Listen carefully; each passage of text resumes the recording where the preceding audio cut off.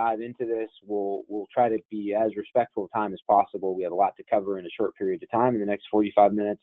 And so, as a point of information, we will be recording this event, and the deck will be sent out sometime tomorrow. So if you want to share anything that you learned today or watch it again, it will be accessible to you.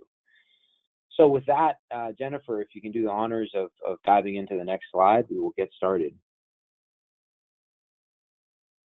As some of you may be aware, EverFi recently launched a program called the Campus Prevention Network.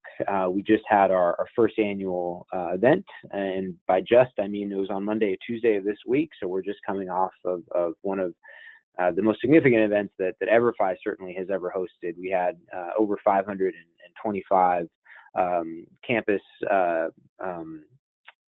leaders with us in Boston, and those range from Title IX coordinators to prevention experts to VPs of HR to provosts, health and wellness, and we were coming together around prevention and compliance best practices, and it was just an absolutely incredible event. And I bring it up not as a plug, but coming out of that event, we have an unbelievable set of resources that will be going up online to our free portal, campuspreventionnetwork.com, and on our Facebook page. And so, a big part of the reason we've all gathered for this webinar today is to think through different ways to approach our faculty and staff compliance training needs in 2017. And I'd be remiss not to open up those resources to you, so that if you want to go deeper after the session today, if you have questions, you're absolutely able to dive in, and it's an open resource. So feel free to take full advantage of that. Let's jump to the next slide, Lisa. Thank you. The event represented a really amazing opportunity for our team. We had over 50 EverFi employees at the conference to learn from all of you and to learn from your peers who, as it would happen, like you, are addressing training and compliance needs for oftentimes a decentralized and difficult to manage faculty and staff training population. And so we get to drink from the fire hose that is an event like this. And so we're coming in, not only we do this every day and this is what we do for a living, but we're coming in with a lot of fresh perspective and information, having had literally hundreds of conversations earlier in the week. So with that, let's go to the next slide and dive into some of the substance here.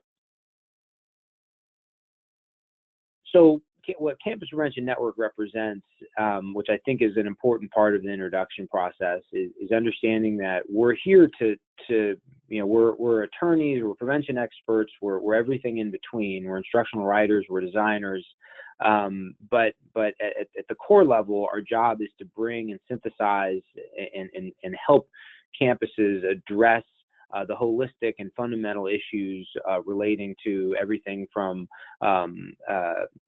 sexual violence to substance abuse to bystander intervention to Title VII to Title IX to data security. We train and educate faculty staff populations on a number of different topics and focus areas, but all of that is premised on what our real job is whether you have a business relationship with us or if you're just using us as a resource, that you understand that our commitment to you is through the Campus Prevention Network, is to create a network of your peers where best practices and information can be shared. So I can't stress enough that you have an opportunity to be a part of this feedback loop. You may have heard of EverFi in the past. You may be familiar with us as an alcohol EDU provider, as a sexual violence and Title IX provider. But the fact is we do a lot more than you may know, and as a result of that, we bring in a lot of expertise from our engagement with literally hundreds of campuses around the country. Jennifer, let's jump to the next slide. So one of the many takeaways that we've taken not only from the summit that we just came from on Monday and Tuesday, but also since we work with 1,700 campuses, we get a lot of feedback on a daily basis, and Lisa Hobenstock will speak to this in a few minutes. We get a lot of feedback on a daily basis around trends we're seeing from a training perspective on campuses where there are training opportunities or education opportunities for the various populations, from our student population to our faculty and staff populations. And so two of the biggest trends that we're seeing, if we can jump to the next slide, relate to first and foremost this massive epidemic that's swept the country seemingly overnight, but I think we all know that it's been beneath the surface for some time, and that is prescription drug abuse. And we're seeing it not only among the student population, we're seeing it among the faculty and staff population as well. We're as a leading education provider that trains tens of millions of people every single year. EverFi is building out these programs for not just higher ed, but for K through 12 and for some of the largest tech companies and global organizations in the world. This is something that has become undeniably an epidemic, and so we're seeing more and more requests for prescription drug education, and so we're as an organization, we're certainly launching and addressing a number of different training programs to help heads of HR and heads of learning deal with this at the population level in higher ed. And so we know that there's lots of different ways to approach prescription drug education, but we see it as just a very, very big and pressing issue. And so I would encourage you to go to campuspreventionnetwork.com. There's resources there, there's best practices, there's ways that you can implement programs on your campus. And then certainly we have our own online training programs as well. We have, including a new one that's just launching on July 1st, which we have a couple hundred campuses already on a beta for that. And so I would say, maybe as a plug, for those of you who are representing campuses where prescription drug and opioid abuse is of top of mind for the board or for the president level, happy to send you a demo of what we do, and just give you a link access, and you can share it around. Just go ahead and indicate that you'd like that. Just type in prescription drug or opioid in the chat box, and we can send you over some materials on that. So this is certainly a trend we're seeing. Let's jump to the next slide. Another big one, not surprisingly, unfortunately not surprisingly, is diversity.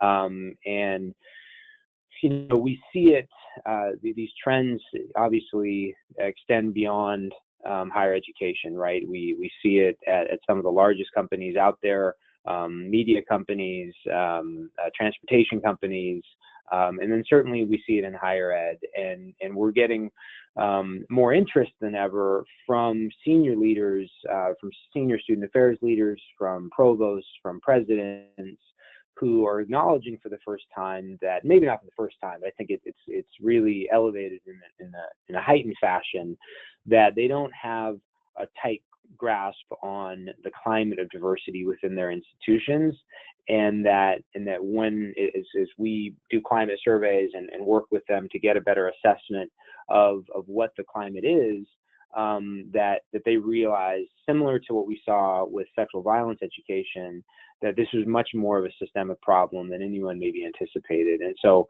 we're doing a lot we're seeing a lot of requests, and so a lot of the content that you're going to see that we'll be publishing already, but certainly over the next few weeks, is around how you approach diversity education in higher ed, and certainly similar to prescription drug, this is something that affects every corner of our campuses, and that relates certainly not just to students, but to faculty and staff as well.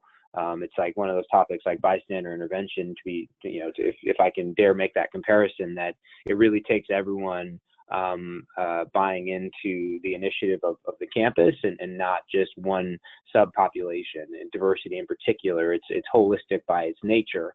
It's not like substance abuse or alcohol abuse, which there's a lot of connectivity, but you can actually address it at the individual level as well. We see diversity as something that is global by definition, and needs to be addressed as such. And so certainly, similarly, for those of you who would like more information about either resources or best practices or samples of our training around diversity, wanted to bring that up, let us know in the question box. You type in diversity, and we're happy to send you a packet of information there.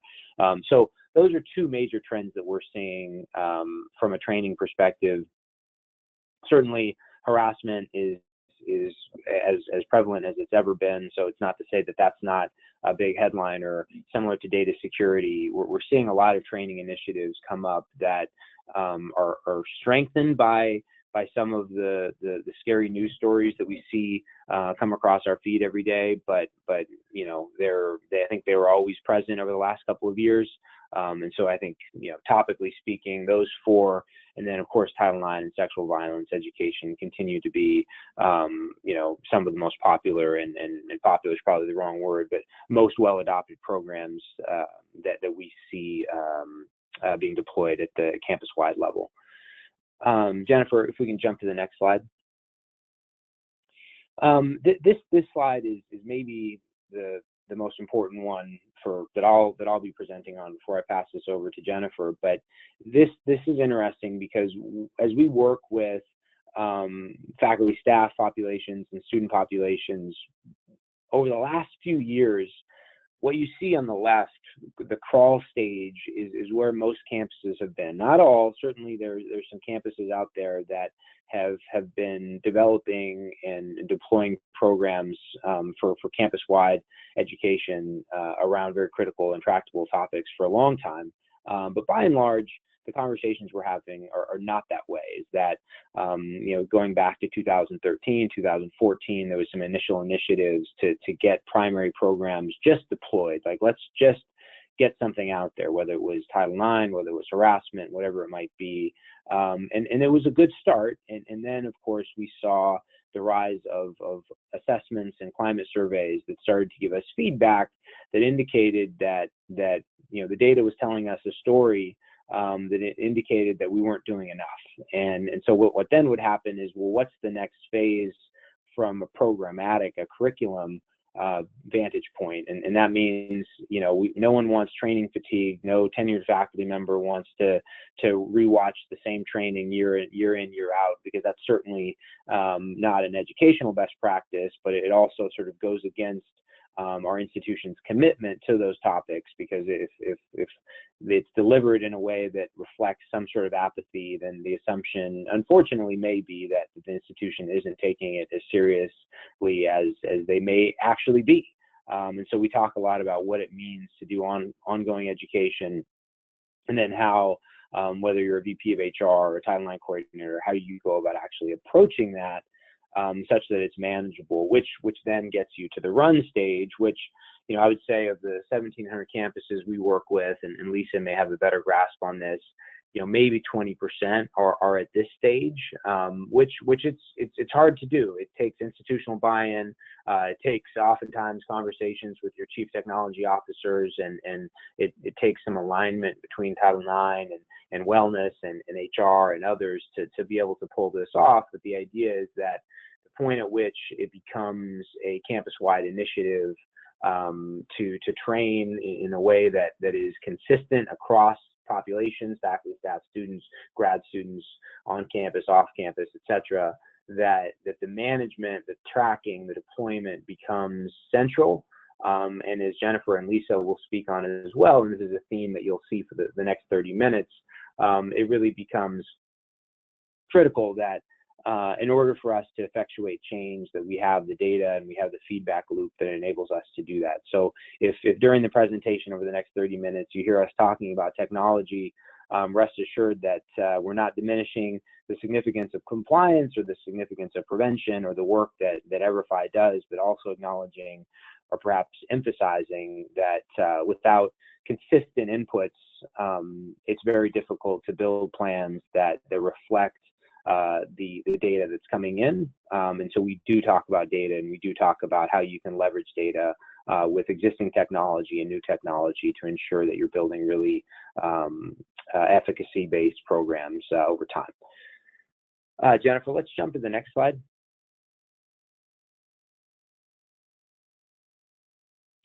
The last comment I'll make before I pass this over to Jennifer is that we also understand, perhaps even more so on the faculty staff side of things, and you know, by way of introduction, I used to be assistant general counsel for the University of Miami, and got to see, even at a relatively mid-sized private institution, how much complexity there can be and how much distinct ownership there can be for varying topics across campus. And I think on the faculty staff side, we see it the most, is that topically speaking, you may represent, for the folks on the phone today, you may represent one of these topics or of these categories, or you may represent all. We were just at a large community college in Texas where there was someone who owned this whole world that was at the other side of the table, and that's certainly refreshing, and in many ways makes it easier for us to provide support.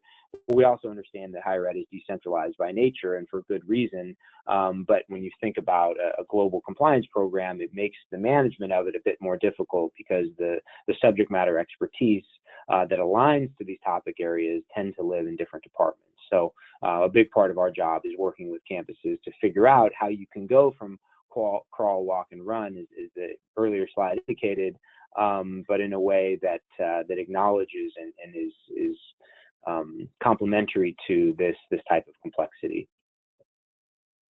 I think we can jump to the next slide, Jennifer. So with that, I'd like to pass it to Jennifer now. The remaining time, the remaining 30 minutes or so, will be an engagement between Jennifer and Lisa, who, again, Jennifer is a senior vice president who works with strategic accounts, has helped and consulted many of the largest and smallest schools in the country bring programs online. And so she brings a lot of expertise and best practices to the table. And then Lisa manages our team of 30 plus customer success managers in Boston. And, as an organization that supports 1,700 campuses, she literally is on the front lines every single day, and also brings a lot of data perspective, because so much of our world is looking at campus data from existing training initiatives and helping them to find new and strategic ways to deliver better programming in the future. So with that, Jennifer, I'll pass it over to you. Thank you so much, Preston, and it's a pleasure to be with you all this afternoon. So to dive right in, I think we won't spend too much on this slide, but I think it's well worth the time to revisit, at least at a 30,000-foot level, around why we're here today. And if we sort of reflect upon what the dear colleague suggested institutions should be doing, and ultimately what was encoded into the VAWA amendments for Clery, really particularly around sort of this national mandate for institutions to provide prevention education around sexual assault and relationship violence across their population, no longer just being responsible for students, but ultimately for faculty and staff, and really how those training requirements are materialized is not just about putting together a particular programmatic effort, but that these programs should be comprehensive, informed by research, assessed for outcomes, and that certainly should be developmentally appropriate for the institution. So taking into account the unique nature of the institutions that you all represent. And so, the course of our conversations have changed pretty dramatically over the past 3 years. And in that, 3 years ago, we were really looking at supporting institutions with a pretty narrow focus around incoming first-year students, and then the conversation started to revolve around, well, how can we provide a consistent message across our population and thinking about faculty and staff? And certainly now we're in a position where we're thinking having to go beyond that. I'm referencing the crawl, walk, run slide that Preston spoke to, is really thinking about, well, what are we doing on an ongoing perspective? And then ultimately this has positioned the institution to examine their whole training strategy from a compliance and prevention best practice. And as we consider how prevention best practice aligns with the compliance mandates, we should all be not surprised at all that the legislation requirements around prevention education align with what we see as prevention best practice. And this is because the legislation itself was informed by recognized experts in the field, one being Holly Ryder-Milkovich, who's now formerly of University of Michigan, who is now actually leading our efforts around sexual assault and relationship violence. And ultimately, given the opportunity, they provided some pretty prescribed suggestions around education, recognizing that the issues that we're trying to deal with, specifically here with sexual assault and relationship violence, but to Preston's earlier point around a whole broad diverse issues like diversity really are systemic issues and should be considered from a system-wide solution perspective rather just in a programmatic effort. So when we think about what that actually looks like and resembles from a process perspective, it's really thinking about an ongoing experience. You certainly have responsibility for training from a primary prevention perspective, but ultimately also from an ongoing perspective, and thinking about how can technology serving as an opportunity to provide those inputs can help inform your work on an ongoing basis. And ultimately, we're also seeing this being presented from a best practice or guidance perspective. Peter Lake, when he was representing his plenary session earlier this week in Boston, mentioned this guidance that was issued and published the first couple of weeks in January, and he indicated that it was a shame because it seemed to get lost in the shuffle of what was happening in Washington. But ultimately, this guidebook, which is about 10 or 12 pages rather, that speaks to university college presidents, chancellors, and senior administrators around particular strategies to develop a campus-wide initiative to address sexual assault and relationship violence. And primary to that is really educating the campus community, reflecting that institutions should consider and provide annual training for university and college administrators at all levels, including campus law enforcement, security, faculty, and staff, contract employees, and volunteers, really broadening the scope, if you will, of the responsibility for providing training, not only as a primary perspective, but also on an annual ongoing. So to that end, EverFi as a business, part of the offering that we have is really around the course content, followed up by the technology, which Lisa will speak to. And we really have had to evolve and develop our business over the past 4 or 5 years to consider how we as an organization can provide a more expansive offering and expansive solution for our institutions. The first step of that is certainly to think about how we can continue to serve you all from a content perspective. So you recognize that we've been able to serve institutions from a primary prevention perspective for Title IX and Clery. We've had harassment and discrimination retaliation really growing up, if you will, on the heels of AB 1825, and really recognizing the need to ensure that institutions have a scalable opportunity to address compliance legislation. And we also understand, again, sort of harking back to some of the comments that Preston made, that we need to provide an opportunity for institutions to continue their education efforts. Specifically, we have an ongoing Title IX and Clery course. It's an iteration of the primary prevention. It's a shorter course. It's digestible for faculty and staff, and it's something that you can offer on an annual ongoing basis so that your faculty and staff members don't feel like they are going through the same class over and over again. We have, again, a new diversity course that's getting ready to launch this summer, and we have other courses, some compliance-led, some human resources prevention best practice, but recognizing that ultimately, as Preston indicated, that there's an opportunity here to centralize and provide a centralized deployment, a centralized and consistent learning experience across the various compliance priorities that an institution may have.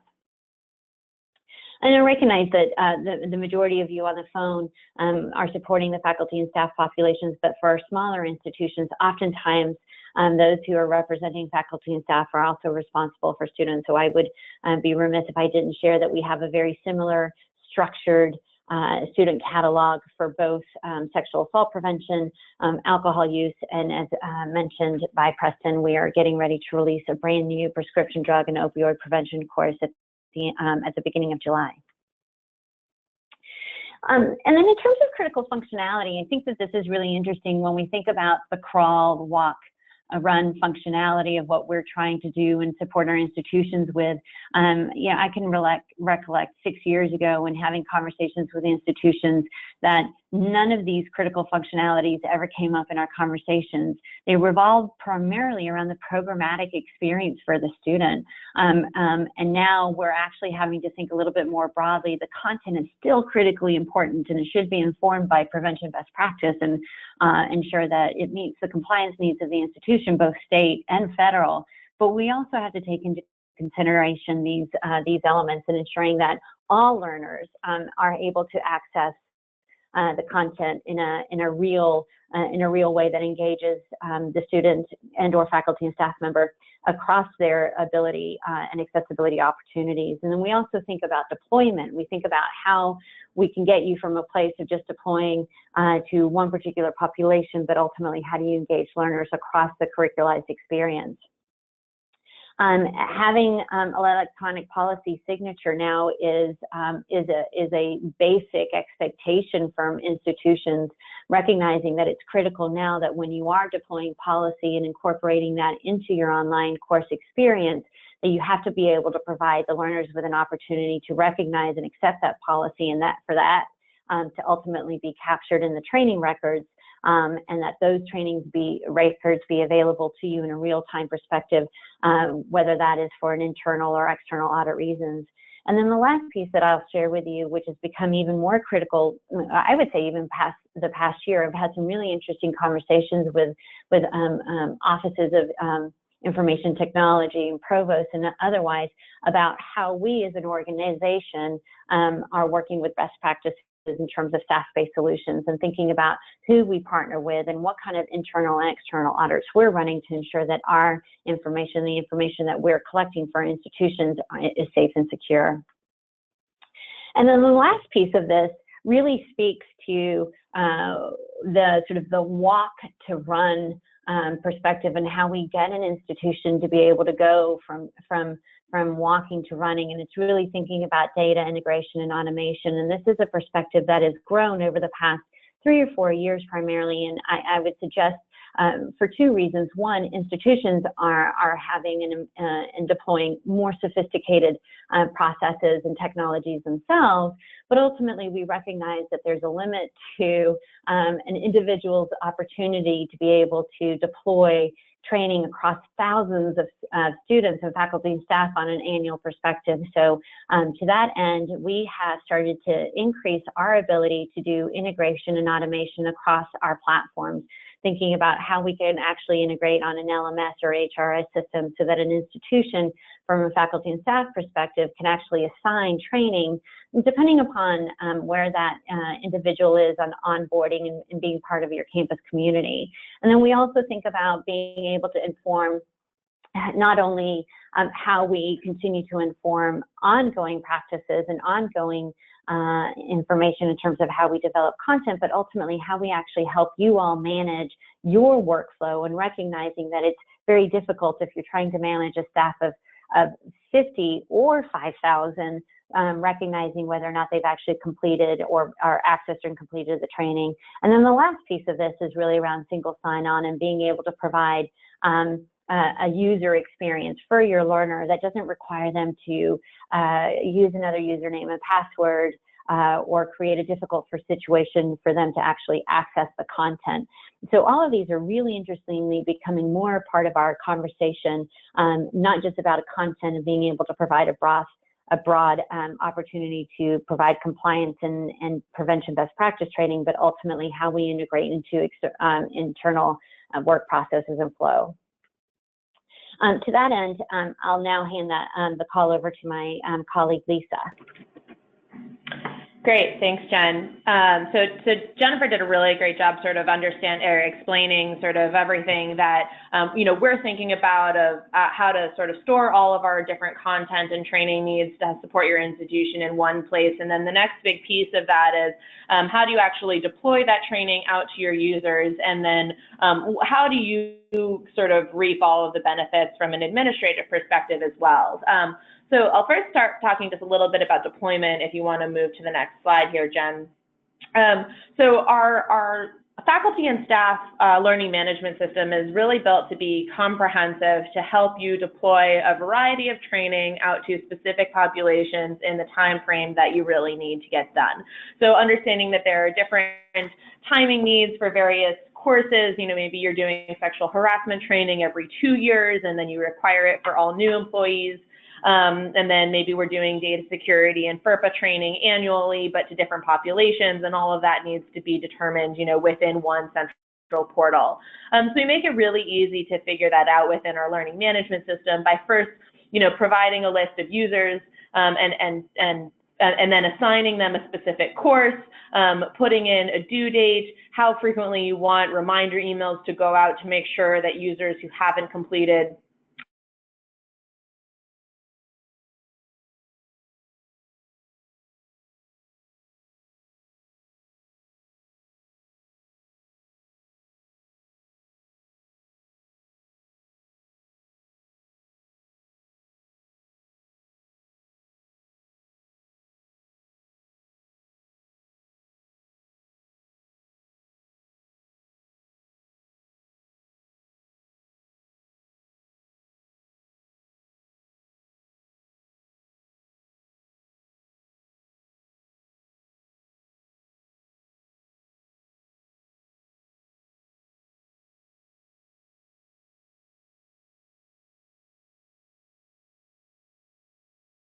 to different survey questions and assessment questions that we provide within our courses.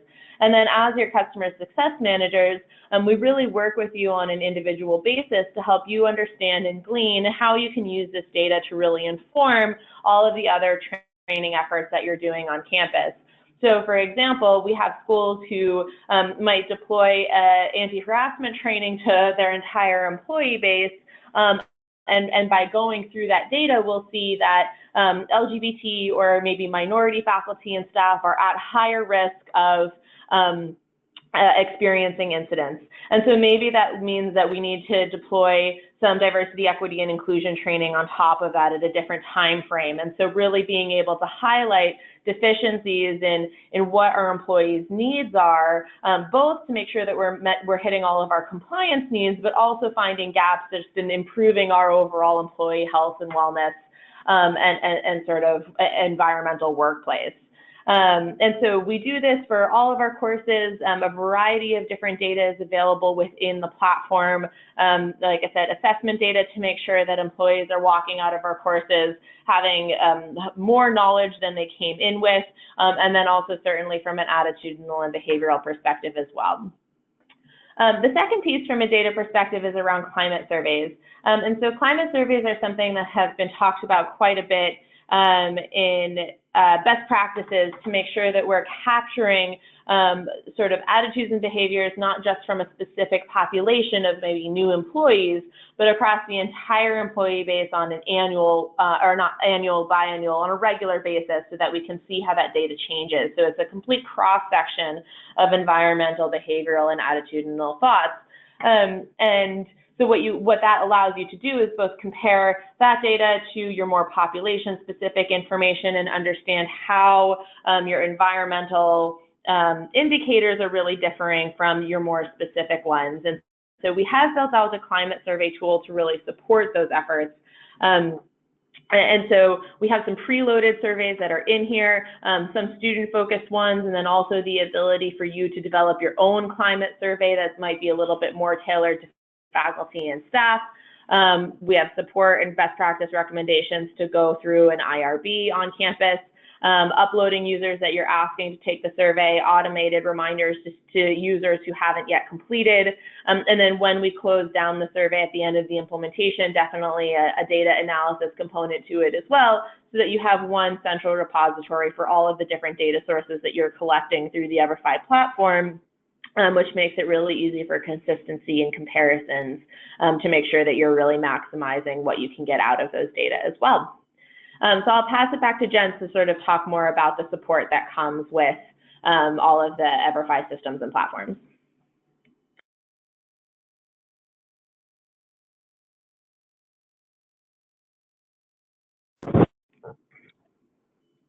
Hey, Jennifer. Jen, you with us?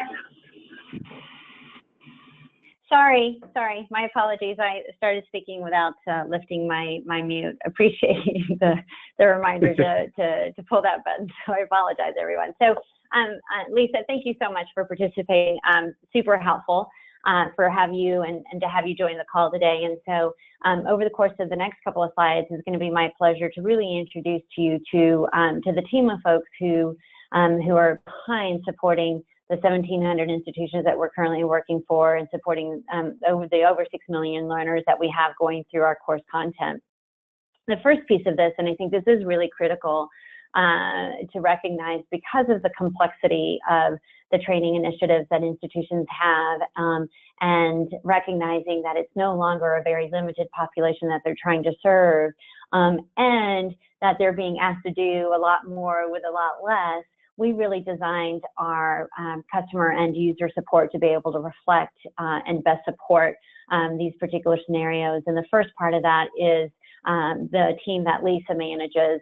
She currently manages over 30 folks in our Boston office who are dedicated customer success managers who are provided to each institution when they come on board with us as a customer, and they go through a series of customized implementation and training plans to really identify each course and the population that they want to serve, and what the goals are for the institution within that course. And this is an ongoing perspective. It's not just a one and done, but that individual continues to communicate through an annual review of training goals, usage, and provides information around some of the survey data that you all will be getting back. And these folks are available to you standard hours, but we recognize that a lot of the people that we're trying to support is actually the end user. And we want to keep those emails out of your inbox, because we recognize that your time is valuable, and that it's better served answering more strategic questions, and rather than I can't remember my password or I'm having trouble with a particular browser. So to that end, we've actually launched a new service as powered by Blackboard to support 24/7 end user for routine and or more complex technical related questions. They can either solve this by dialing in, or very often what we're actually seeing is that individuals are using the chat window box that's available for all users. And this is across each of our course content areas, both student and faculty and staff.